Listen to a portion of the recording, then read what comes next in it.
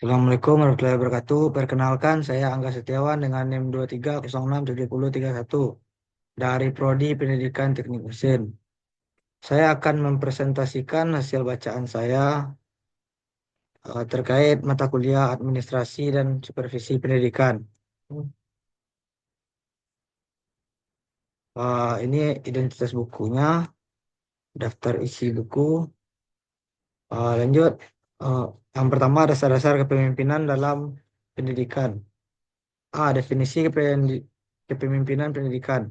Pengertian pemimpin menurut Suradinata adalah orang yang memimpin kelompok dua orang atau lebih, baik organisasi maupun keluarga.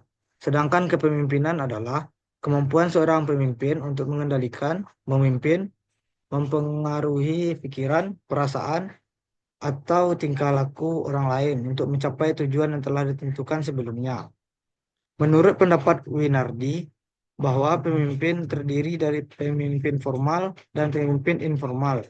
Pemimpin formal adalah seorang yang oleh organisasi tertentu ditunjuk berdasarkan surat-surat keputusan pengangkatan dari organisasi yang bersangkutan untuk memangku sesuatu jabatan dalam struktur organisasi yang ada dengan segala hak dan kewajiban yang terkait dengannya untuk mencapai sasaran-sasaran organisasi tersebut yang ditetapkan sejak semula. Sedangkan kepemimpinan menurutnya ialah merupakan suatu kemampuan yang melekat pada diri seorang yang memimpin yang tergantung dari macam-macam faktor, baik faktor intern maupun faktor ekstern.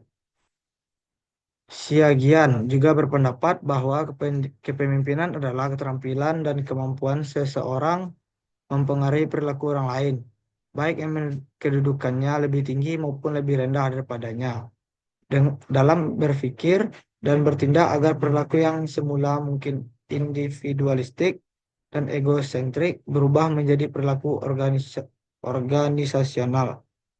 Pengertian umum kepemimpinan adalah kemampuan dan kesiapan yang dimiliki seseorang untuk dapat mempengaruhi, mendorong, mengajak, menuntun, menggerakkan, dan kalau perlu memaksa orang lain agar ia menerima pengaruh itu.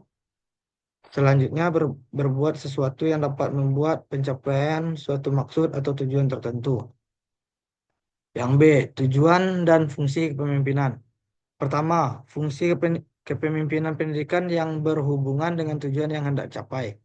Dua, fungsi kepemimpinan pendidikan yang berhubungan dengan penciptaan suasana pekerjaan yang sehat. Secara operasional, fungsi kepemimpinan dapat dibedakan dalam 5 fungsi pokok, yaitu yang pertama fungsi instruksi, kedua fungsi konsultasi, tiga fungsi partisipasi, keempat fungsi delegasi, kelima fungsi pengendalian. Jadi, artian padat kepemimpinan pendidikan menurut beberapa pendapat ahli di atas ialah sebagai satu kemampuan dan proses mempengaruhi, membimbing, mengkoordinir, dan menggerakkan orang-orang lain yang ada hubungan dengan pengembangan ilmu pendidikan dan pelaksanaan pendidikan dan pengajaran, agar supaya kegiatan-kegiatan yang dijalankan dapat lebih efisien dan efektif di dalam pencapaian tujuan-tujuan pendidikan dan pengajaran. C. Konsep-konsep dan teori seorang pemimpin. Dalam hal ini, terdapat 3 teori yang menonjol, yaitu teori genetik, teori sosial penganut, teori ekologik, teori kontingensi. Teori-teori pemimpinan berfokus pada kualitas apa yang membedakan antara pemimpin dan pengikut.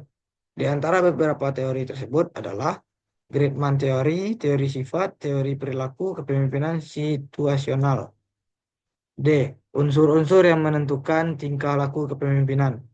Ada 4 unsur yang terdapat dalam suatu skill dalam seni kepemimpinan. Keempat unsur tersebut adalah sebagai berikut.